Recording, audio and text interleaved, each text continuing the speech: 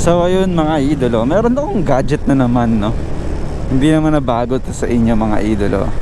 Pero bumili ako ng kapares ng aking intercom, yung aking Fredcon FX. So pinarisan ko pa siya ng isa para meron namang intercom yung aking angkas.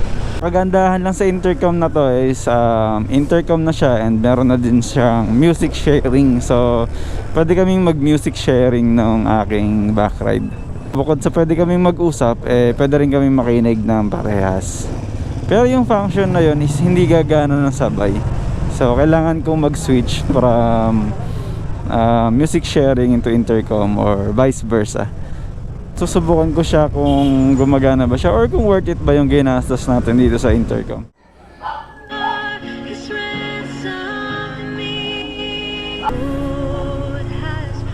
Meron dyan? Oh, diba? Ang galing. Siyempre. Ano yan? Para mapakinggan mo yung pinapakinggan ko dun sa ano, yung kay Ian Ian Nakda, yung madalas ko pinapakinggan.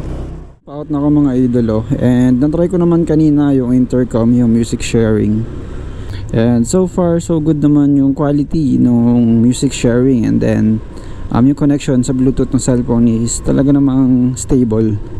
So hindi ko pa natatest yung intercom mode niya. So ito, palabas pa lang ako. Susunduin ko lang, hindi pala susunduin, no. Dadaanan na ako ni Precious. So matatry namin mamaya yung intercom mode kasi may mga pagchichismisan kami ngayon. So subukan natin. Para maganda ang chismis natin, gamit yung intercom. Yun, malakas na yung intercom. Mahina. Anong oras next nito? Pasend na yan.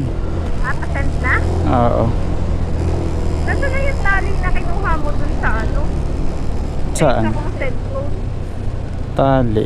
Anong tali? Tali dito. Yung sa ako. Yung kagaya ng sa akin yung may tali. Yung palawit? Oo. Ganda ng quality, no?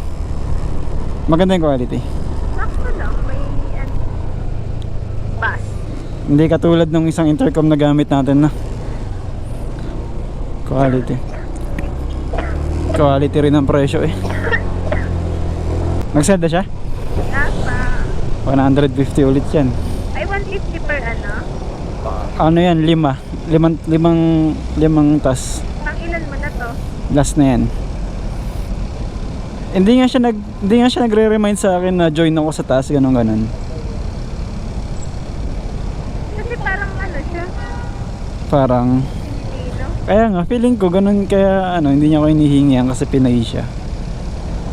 Tapos magsisend ka ulit sa kanyang Gcash mo. Hindi na, automatic na.